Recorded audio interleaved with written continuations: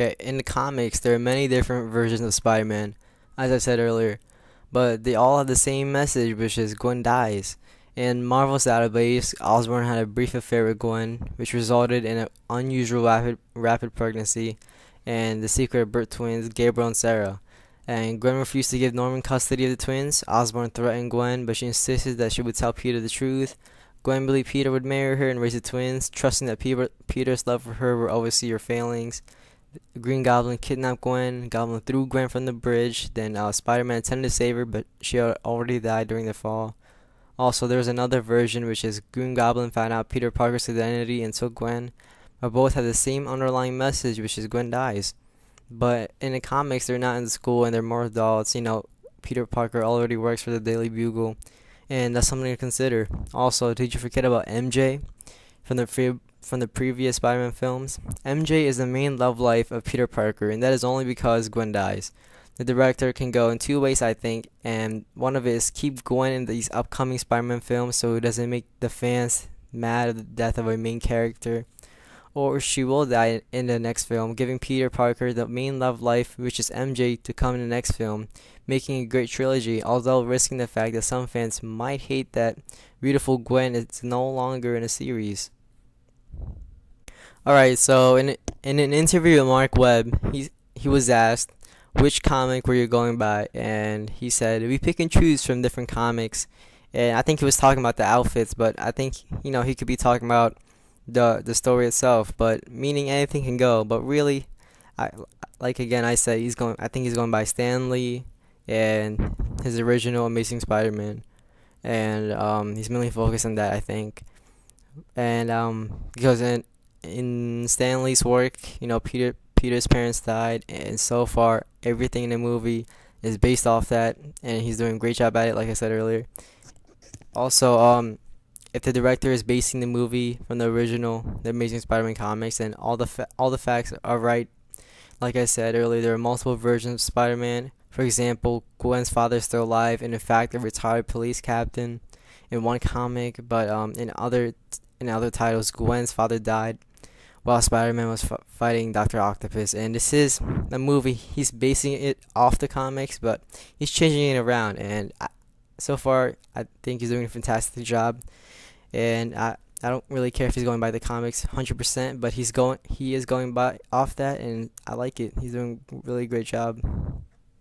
And also, the director also said, well, Norman Osborn, if you think about the universe of Spider-Man, he plays a huge role, and everything in the universe somehow relates to Oscorp. There's this idea in the first Star Wars when they talk about Clone Wars. Then you're like, what the hell are the Clone Wars?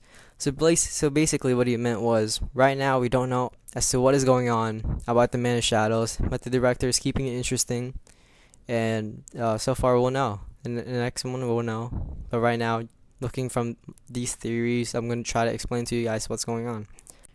Anyways, let's get back to the villains. Let's get to the goodies. Alright, so when the first time I saw this, I thought it was Norman Osborn, but then I was wrong. Then I thought about Mysterio. How does he disappear? Mysterio! I mean, for those of you who don't know who Mysterio is, he's Master Illusionist, and looking from that picture, he is illusionist. Look at that.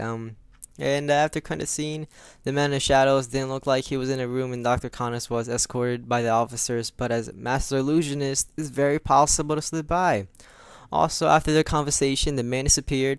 Also, just judging from his outfit, he likes to be a secretive, I guess, which makes the body language in the scene make sense. But of course, there's always a but, and he has no relations to Peter Parker's parents at all.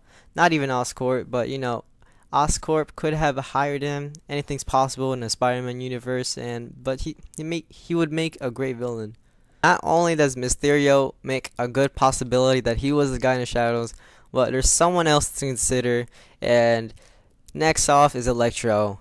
He controls thunder. Soon, just like in the picture, you see him. He looks like a mad scientist. But anyway, as soon as Connor realizes someone is there, there's thunder, and boom, the conversation starts. Thunder. After the conversation, there's thunder. And while Connors and the man is talking, I said no thunder at all when they're talking. Only when the guy leaves and when the guy comes.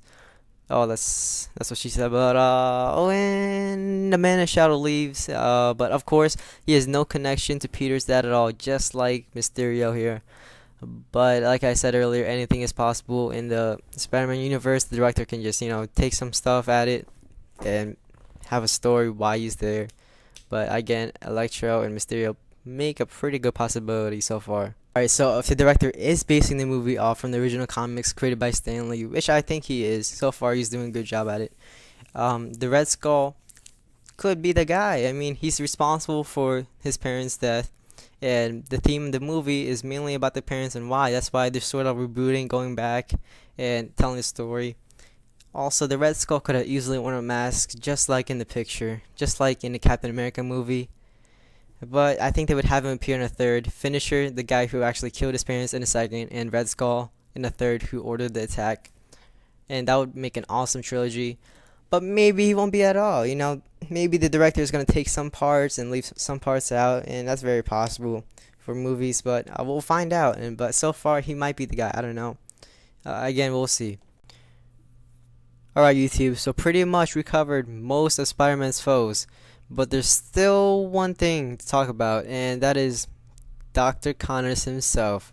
After watching the scene so many times over and over again, it's safe to say maybe if it was Dr. Connors' imagination, and maybe the reason why they took a camera angle behind Connors' head was to show he was mentally unstable.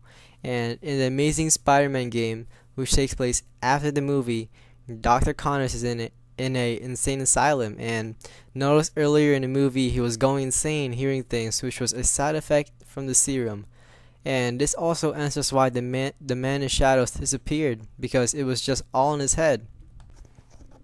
Also, pay close attention to the conversation going on. The man in shadows said, "We'll let him be for now." Like I said earlier, that "we will" indicates he's part of something and isn't the only one. And if this is just Kirk Connors' imagination, it would be safe to say that he feels guilty about Peter's father. Kirk Connors and Peter's dad work together, and in the end of Dr. Connors' conversation with the man, he says he should leave him alone. Maybe Connors was part of an incident that we don't know yet, and he can't let go of it. And although we have some pretty good facts here, there's some parts of the scene that contradict these reasons. One is, people said the Man in Shadows works in Oscorp, and Connors works for Oscorp, but if this is his imagination, does that count? I mean, who knows? And also, the Man in Shadows is played by a different actor, Michael Masses, which he's known for playing other villains, but other sources saying he's getting someone else will be taking his spot for the next movie. And I don't know where to get that information, but I'm just saying what they're saying. And so who knows? So this one is a toughie, and it's hard to say if this is just Kirk Connors' imagination. But there is some pretty good facts, and there's some reason contradicting those facts. But still, for me, it's still a possibility that it was all in Dr. Connors' head. Alright, so pretty much we covered everything up. We analyzed the video, we talked about the conversation and details with the body language, and we talked about Spider-Man's foes and their possibility of being the Man in Shadows. And the director Mark Webb did a fantastic job with the after credits scene. He kept us guessing. So YouTube, if you guys enjoyed this video, leave a like, favorite, and subscribe. I know a lot of YouTubers say that, but this is my first video on YouTube, and I just made a YouTube account just for this. I was so pumped up, and I can see why YouTubers, they ask for subscribers, they ask for likes, they ask for favorites, and it's because there's a lot of hard work put onto these videos. For me, I researched for hours, and I was still getting used to the editing part. But not just me, all the YouTubers in general, there's a lot of hard work just put into the video, and I can see why they deserve favorites, likes, and subscribers. And it definitely takes some time out of your day to make videos, but for me, I had a blast making this video. I love sharing information with you guys, and thanks for watching. My channel's theme is "You Guys Ask and You Guys Will Receive," and the top comment with a question, I'll definitely look into it, and I'll try to provide some feedback on the next video, or I'll just reply on it. So if you guys have any questions at all, it doesn't even have to relate to this. It can be any question you want to know, or if I missed something in this video, leave it in the comments below, and I'll definitely look into it. And I want to know what you guys think about who the man in the shadows is. Who do you guys think it is with all these facts? And I just want to know what you guys think. Thanks for watching. Peace.